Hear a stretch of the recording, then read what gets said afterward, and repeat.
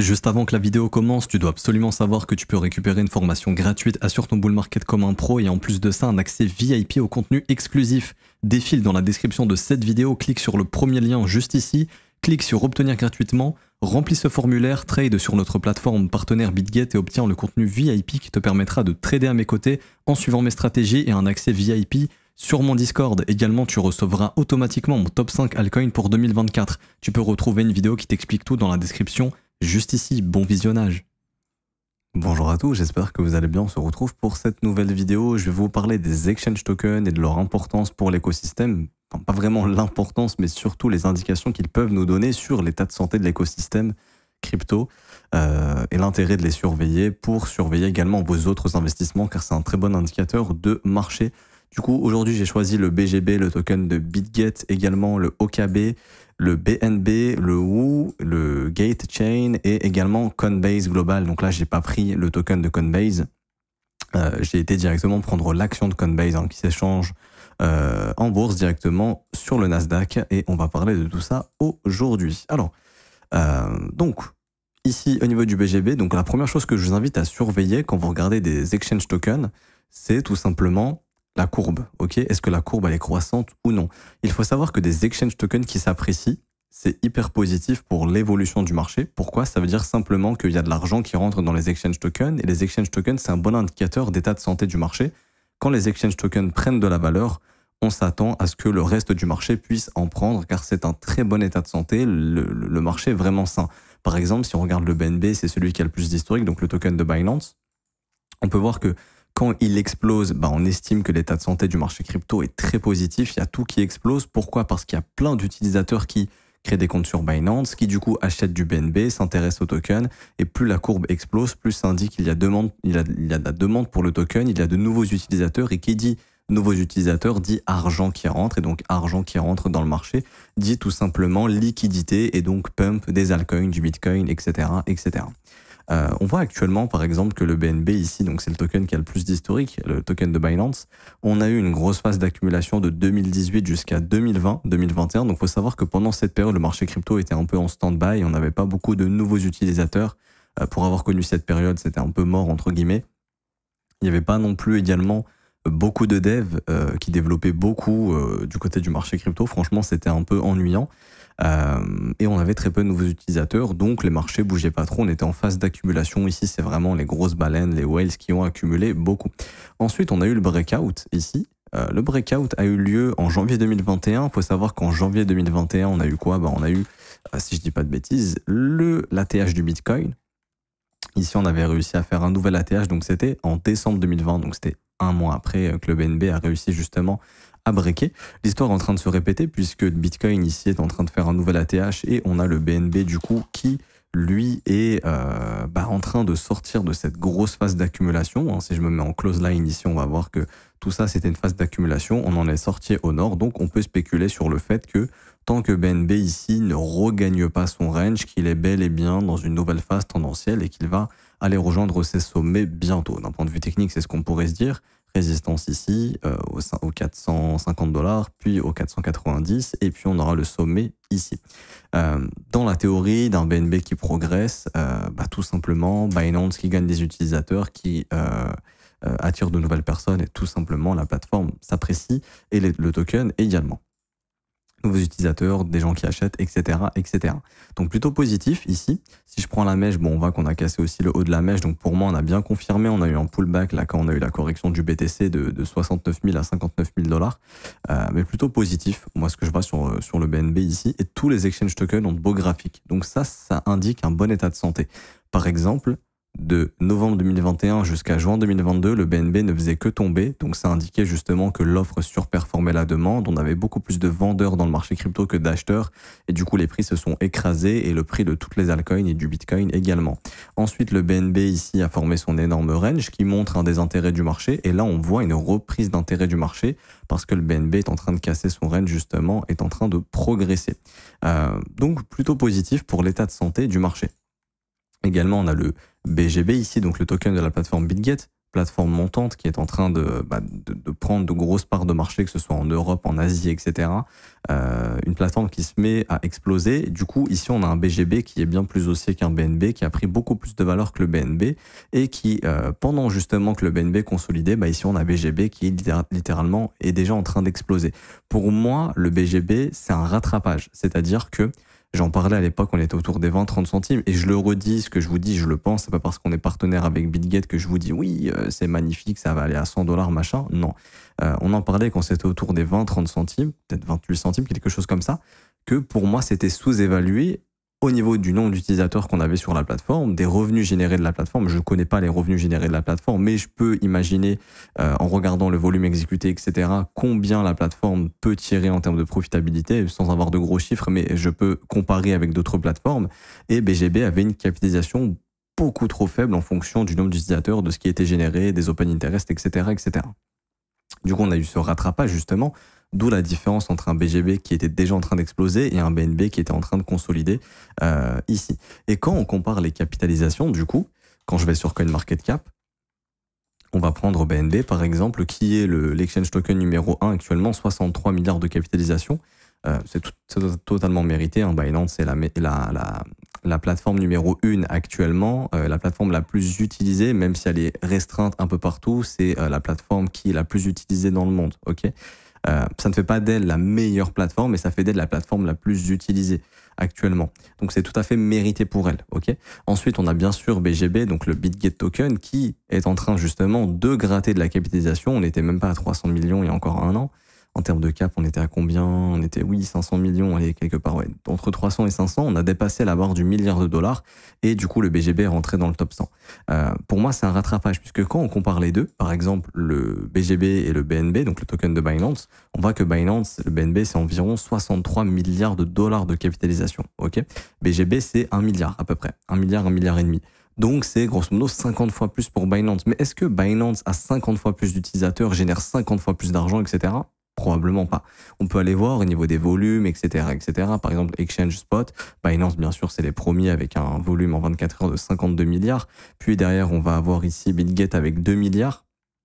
Et c'est surtout en fait au niveau des dérivés où BitGet s'est fait une grosse place, où BitGet est à 31 milliards de volume en 24 heures, là où Binance est à 117 milliards. Donc bien sûr, Binance, ça reste toujours plus, ok.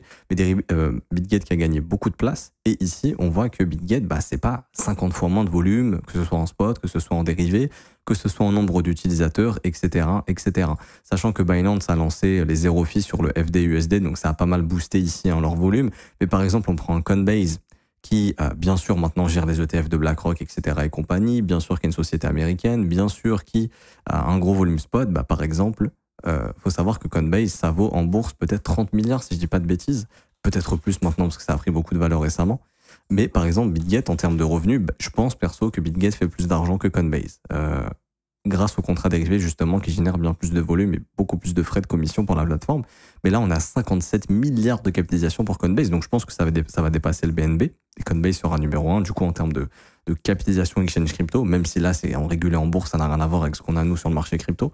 Et du coup, c'est ce qui m'invite à penser, et je parle pas que de ça pour le BGB, mais je pense que les exchange tokens sont plutôt sous-évalués pour moi, et ça, justement, ça indique qu'il y a du potentiel. Et du coup, quand on voit les graphiques, ici, on voit le BGB qui est très haussier, qui a cassé les 1 $. On voit une dynamique qui est toujours haussière. Là, ça se met à accélérer et c'est complètement corrélé avec le marché. Février, on a vraiment eu une accélération. Il y a eu beaucoup de personnes qui sont intéressées à la crypto. Le Bitcoin a cassé les 50 000, puis les 60 000 $, etc. On a ici le OKB, qui est le token de OKEx, qui, pareil, est dans un méga range, mais qui finira bientôt par le casser, je pense, en ayant chassé tous les stops ici. Petite mèche d'enfoiré, d'ailleurs. Mais bon, je pense que ça cassera bientôt au nord. Donc là, le token va continuer de s'apprécier probablement. Le BNB, bien sûr, qui est le meilleur indicateur puisque c'est le plus gros exchange token. Donc c'est lui un peu qui nous donne la danse sur les exchange tokens. Et là, on voit justement la cassure de la résistance, donc très positif tant que ça ne réintègre pas, hyper important. On voit également ici Coinbase qui est en train de tout exploser, qui est en train de rattraper tout son bear market ici. On retrace toute la phase de bear market. Et on a une dynamique qui est complètement haussière avec une grosse phase d'accumulation ici. Breakout, pas de réintégration, pullback, parfait, on continue. Donc Coinbase très très bullish. En plus de ça, les ETF, ça aide. Hein. Coinbase va gagner beaucoup d'argent parce qu'il y a beaucoup de volume qui vient sur Coinbase du coup, vu que la gestion des ETF se fait sur Coinbase. Donc ça va être des revenus pour la plateforme qui vont être assez importants. Donc plutôt positif. Et on n'est même pas encore dans une volatilité extrême, donc je pense que le prix pourrait pousser encore, donc ça, hyper positif pour le marché crypto. On a Gatechain ici, donc l'exchange token de Gate.io, pareil, grosse phase d'accumulation, gros pump, donc ça c'était en 2021. Ensuite le bear market, et là un peu comme BNB, on n'est pas loin potentiellement de sortir de cette grosse consolidation dans laquelle on est, donc ce serait aussi à surveiller. Donc ça, par exemple, ça peut être des investissements intéressants sur ces sorties de breakout avec des invalidations en cas de réintégration, mais tant que ça ne réintègre pas, on pourrait redessiner des tendances et du coup, simplement se dire que la plateforme en 2021, elle avait tant d'utilisateurs, ok, elle aura peut-être beaucoup plus d'utilisateurs en 2024, 2025, ce qui est cohérent. Après, ça dépend des plateformes. Il y a des plateformes qui progressent plus que d'autres. Hein. Par exemple, BitGet, ça progresse plus qu'un Gate.io, par exemple. Donc, BGB, je pense que ça performera plus. Donc, le token de BitGet. Mais en soi, même le GT, ça peut rester un investissement intéressant en cas de breakout ici avec une invalidation claire en cas de réintégration. Donc, ça peut être des trades hyper intéressants. Je vous donne un exemple, mais acheter le breakout avec une invalidation en cas de réintégration, ça peut vite vous ramener à des risques très intéressants, donc des investissements assez intéressants. Et on a aussi également Woo, donc une plateforme qui monte aussi également, qui est plutôt avec ses contrats dérivés, si je dis pas de bêtises. Et ici également, on avait eu cette grosse phase d'accumulation, on a enfin eu le breakout, on a eu le retest parfait de la ligne de coup ici, pullback confirmé, continuation haussière avec cette cassure de sommet. Donc là, c'est un peu tard. C'est un peu tard, mais graphiquement, c'est haussier. Pour moi, du coup, ça m'indique l'état de santé qui est bon du marché crypto avec ces exchange tokens qui prennent justement encore de la valeur. Et je pense que sur Woo, on ira faire un ATH très très probablement. On sera en découverte de prix. Pareil, en termes de capitalisation, on n'est pas très élevé. Après, Woo, c'est pas une plateforme super connue encore. Mais quoi qu'on est déjà, ok, dire 1 milliard de capitalisation, ok, ouais. Donc ça m'invite vraiment à penser que BGB, c'est sous-évalué, hein, parce que en termes de volume, en termes d'utilisateurs, il n'y a rien à voir entre les deux. BitGet est bien au-dessus. Donc je pense que le BGB, c'est encore un peu sous-évalué. Également, surveiller les tokenomics. D'ailleurs, je vous prépare une vidéo sur comment analyser la tokenomics des projets. Qu'est-ce que c'est, les choses sur lesquelles vous devez faire attention, etc. en tant qu'investisseur. C'est une vidéo qui sortira bientôt. Et donc ici, oui, quand je suis par exemple sur la tokenomics du BGB, du token de BitGet, on voit que il y a une inflation qui est très faible. On est à 1,5 milliard de circulating supply. En 2026, on serait 1,9, donc il y aura une inflation très légère, surtout en bull run. L'inflation, quand elle est très légère, c'est très positif pour le token. Je ne sais pas si sur le BNB, je peux avoir un œil sur la tokenomics, par exemple. Normalement, oui. On va checker ça rapidement. Ici, on est 180 millions de circulating. Je crois que le circulating supply est terminé. Hein. Je ne crois pas qu'on ait de l'inflation. En tout cas, j'ai pas trop de data ici. Mais plutôt positif, plutôt positif. Donc vraiment, les exchange tokens, surveillez-les. Et également, le marché crypto est très très très spéculatif. On va pas se mentir, il y a 98% des tokens qui servent à rien. On trouve des solutions pour des problèmes qui n'existent pas. Par exemple, je sais pas moi, oui, la solution, enfin le problème, on rencontre un problème de stockage pour les IA. Du coup, il y a des projets qui se développent, qui essaient de trouver des solutions, mais déjà, il n'y a même pas ce problème-là pour commencer. Enfin, peut-être il y a ce problème-là, mais il y a d'autres problèmes qui n'existent même pas. Et on crée des solutions pour des problèmes qui n'existent pas. Et on a des projets qui sont valorisés à plusieurs milliards de dollars qui techniquement servent à rien du tout, qui génèrent pas 1 euro ou très peu d'argent. Et ça vaut des milliards parce que on est dans un marché qui fonctionne comme ça, à la hype et au narratif. Alors que les exchange tokens, je dis pas qu'ils servent forcément à quelque chose, mais généralement sur des plateformes, par exemple sur BitGet, quand vous avez du BGB, ça peut vous réduire vos fees. Également, vous pouvez participer au Launchpad, etc. Donc, vous avez accès à des launchings de tokens, etc. Vous allez gagner des airdrops aussi. Donc, il y a plein de petits avantages comme ça. Également, il y a la carte BitGet qui vient d'être mise en place. En ayant du BGB, vous aurez, je pense, des rewards, etc. Du cashback, très, très probablement. Donc, en fait, il y a de l'intérêt à avoir les exchange tokens. Et donc, les utilisateurs, tout naturellement, ils ont besoin de plateformes. Et donc, quand ils vont découvrir le marché crypto, ils vont soit aller sur BitGet, soit sur Binance, etc., etc. Du coup, tout simplement, ce qu'ils vont faire, c'est quoi? C'est probablement acheter les tokens de la plateforme, ok? Parce qu'ils vont avoir des avantages, ils vont avoir des airdrops, des machins, etc., du cashback sur leur carte et tout, donc naturellement, ça va s'apprécier. Et donc là, il y a des raisons de penser fondamentales, réelles, de penser que les tokens vont s'apprécier. Et également, ce qui est logique, plus la plateforme génère de l'argent, génère des revenus, plus elle peut acheter également des tokens si elle le souhaite pour augmenter sa part au niveau des tokens, mais également ce que la plateforme peut faire, c'est ne pas vendre ses tokens, tout simplement, les garder, ce qui réduit justement l'offre à disponibilité sur le marché, donc la demande qui explose fait exploser les prix, et également, et également pour des investisseurs, c'est de se dire, ok, là on a des entreprises qui génèrent des milliards par an, qui ont des tokens, ces tokens ont une utilité, donc techniquement ça a une valeur intrinsèque, donc ça a une valeur fondamentale, donc ça vaut plus que certains projets qui sur le papier sont intéressants, mais qui génèrent rien du tout. Donc il y a vraiment tout un écosystème, il y a des revenus qui sont générés, il y a vraiment quelque chose autour des exchange tokens. Je vous le dis honnêtement, d'un point de vue institution, si j'étais une institution, je me focuserais beaucoup plus sur les exchange tokens que sur des tokens comme ça. On nous promet monts et merveilles alors que on sait très bien que ça servira à rien. 95% des tokens en crypto ne servent à rien. Et je dis pas ça d'un point de vue, je dénigre pas l'écosystème. L'écosystème est encore très jeune, ça servira probablement plus tard, mais à l'instant T, on a des projets qui sont valorisés à plusieurs milliards qui servent quasiment à rien, ne règlent aucun problème et qui sont presque pas utilisés. Et ça, c'est un petit peu un problème. Et d'où justement le truc de se dire, bah, on voit Coinbase justement qui performe beaucoup, on voit l'intérêt qu'ont les institutions pour Coinbase, et donc si elles achètent, c'est qu'elles pensent que Coinbase va gagner plus d'argent, et donc si ils pensent que Coinbase va gagner plus d'argent, ils pensent qu'on va avoir plus d'utilisateurs crypto, et donc s'il y a plus d'utilisateurs crypto, il y a plus de liquidité, et donc tout naturellement les projets peuvent s'apprécier. En revanche, quand on rentre justement sur des structures baissières, sur les exchange tokens, en bear market, etc., là ça nous indique clairement qu'on a vraiment une demande qui s'est calmée et qu'on rentre en bear market. Donc c'est vraiment pour ça que je vous invite à surveiller. Et quand je vois le token quand je vois justement le BNB, le BGB, le OKB, BGB, enfin BNB pardon, qui sont dans de grosses consolidations, qu'on est en train de breakout justement, surtout sur le BNB, le Gatechain également, et puis le WU qui a déjà fait son breakout, son pullback qui continue.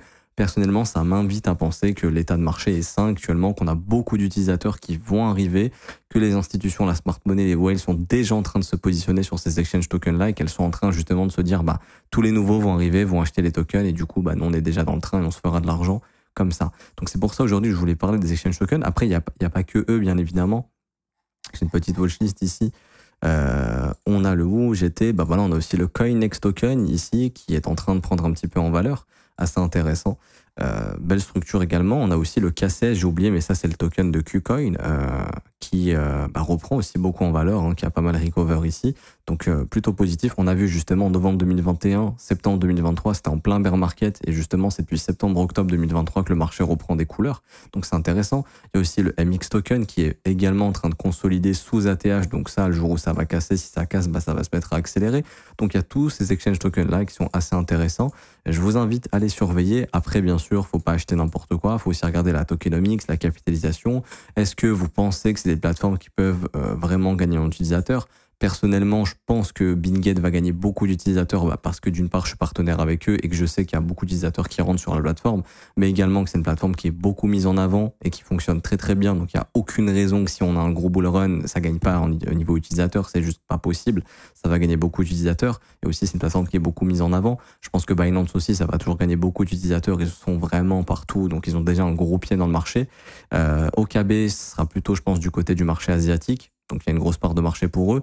Gatechain, etc., je peux douter un peu. MX, je peux douter aussi, même si je sais qu'ils gagnent beaucoup d'utilisateurs. Et puis, bien sûr, Coinbase, mais là, c'est plutôt en bourse où, bah, eux, nul doute, hein, que avec les ETF, etc., et vu que c'est l'une des seules plateformes qui est régulée aux États-Unis et dont les Américains vont avoir confiance, bah, tous les Américains qui vont arriver sur le marché crypto vont se jeter sur Coinbase et on voit que Coinbase gagne des places sur l'App Store.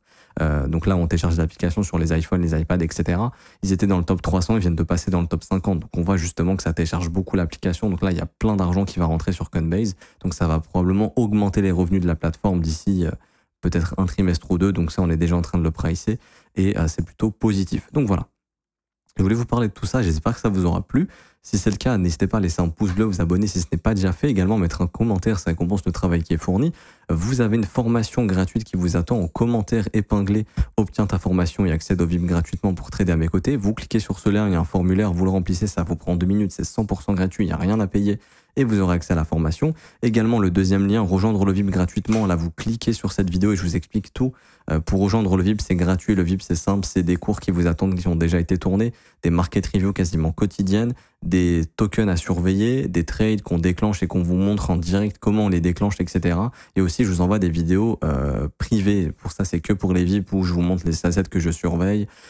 Et également, vous avez des petits messages que je vous envoie. Donc, par exemple, j'avais prévenu sur le potentiel dip qu'on a eu, sur les liquidations qu'on a eu sur les altcoins. Justement, j'avais prévenu les VIP de leur dire, OK, montez vos stops le plus haut possible, sécurisez vos positions parce qu'on peut s'attendre à tout moment à un crash à cause justement de ce qu'on avait vu dans l'order flow, au niveau de l'order flow sur YouTube. Donc j'avais prévenu un peu les VIP. Donc ça aussi justement, vous pourrez avoir accès à toutes ces recommandations et tout ce qu'on fait sur les marchés en direct gratuitement. Et puis pour ceux qui veulent rejoindre l'école et se former à mes côtés, ça par contre c'est un abonnement qui est payant. Dès que vous rejoignez l'école, vous avez accès à une formation de 19 heures qui vous apprend tout sur l'analyse technique, l'order flow, l'analyse fondamentale, psychologie des marchés, stratégie de marché, créer vos propres stratégies, comprendre votre profil de trader. Également, il y a des briefs quotidiens du lundi au vendredi de 7h jusqu'à 8h30 tous les jours. C'est dispo en rediffusion si vous n'êtes pas là pendant le direct. Ça commence à partir de 49 € par mois, c'est sans engagement. Et vous avez aussi les offres trimestrielles, semestrielles, annuelles qui ont des réductions. On a actuellement 36% de réduction sur l'offre annuelle. Je m'arrête ici, je vous souhaite un bon week-end parce que ça sortira le samedi. Bon week-end, on se retrouve pour une prochaine vidéo. Ciao, ciao.